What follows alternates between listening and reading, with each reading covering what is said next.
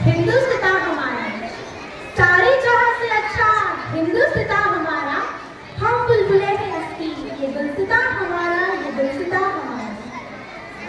दे सलामी इस तिरंगे को जिससे तेरी शान है, दे सलामी इस तिरंगे को जिससे तेरी शान है, सर हमेशा ऊंचा रखना इसका, जब तक दिल में जान है, जब तक दिल में जान है। सर्वश्रेष्ठ मंगलमय दिवसाची पाहत होती आतुरतेने वाट, उजाळली आहे त्या स्वातंत्र्य दिनाची पाठ। भारत मातेला वंदन करून करते मी माझ्या भाषणाला सुरुवात। आदरणीय व्यासपीठावरील मान्यवर, पूज्य गुरुजन वर्ग व उपस्थित सर्वांना माझा स्नेह नमस्कार।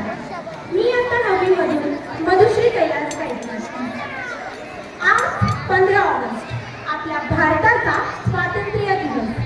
हो, हाच तो दिवस ज्या दिवशी आपला भारत देश इंग्रजांपासून स्वातंत्र्य झाला आणि ती सकाळ प्रत्येक भारतीयासाठी खूपच वेगळी अशी होती। सुमारे 200 अधिक वर्षे गुलामगिरीची चादर ओढून टाकून गुदमरलेल्या श्वासाला स्वातंत्र्य आणि मोकळा श्वास मिळाला होता।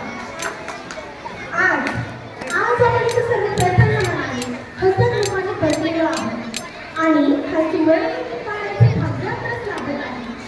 तर हे पुन्हा पुढे शक्य झाले, कसे शक्य झाले? हा कुठला चमत्कार होता? तर अजिबातच नाही।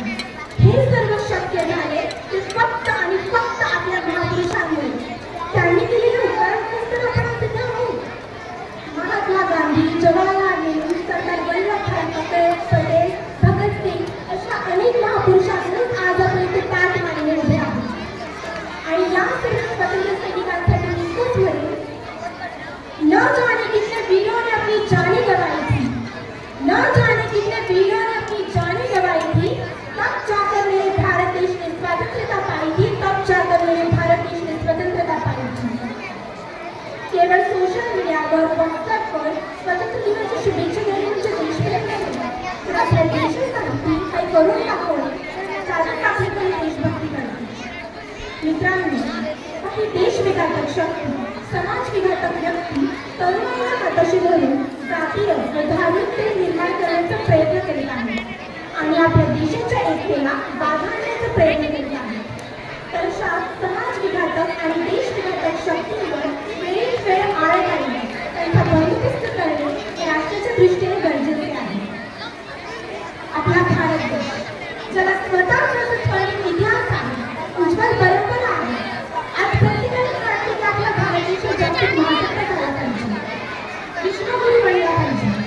पण त्यासाठी आपला भारत देश पैशाने समृद्ध नव्हे, तर माणसाने समृद्ध झाला आहे। आणि त्यासाठी आपल्याला टेक्नॉलॉजीची गरज नाही, तर त्यासाठी एकतेची, बंधुतेची आणि समतेची टेक्नॉलॉजी आहे। त्यासाठी कुठल्याही तंत्रज्ञानाची गरज नाही, तर माणुसकीच्या मंत्रांची गरज नाही। पण मला सांगायला खेद वाटते की स्वातंत्र्याच्या इतक्या वर्षानंतरही आज आपण गुन्हेगारी, भ्रष्टाचार, हिंसाचार अशा अनेक समस्यांशी लढत आहोत। ज्या प्रकारे आपल्या स्वतंत्र सैनिकांनी इंग्रजांना प्रदेशाबाहेर पार केले, त्याच प्रकारे आपण देखील गुन्हेगारी, भ्रष्टाचार आणि हिंसाचार अशा वाईट गोष्टींना आपल्या देशातून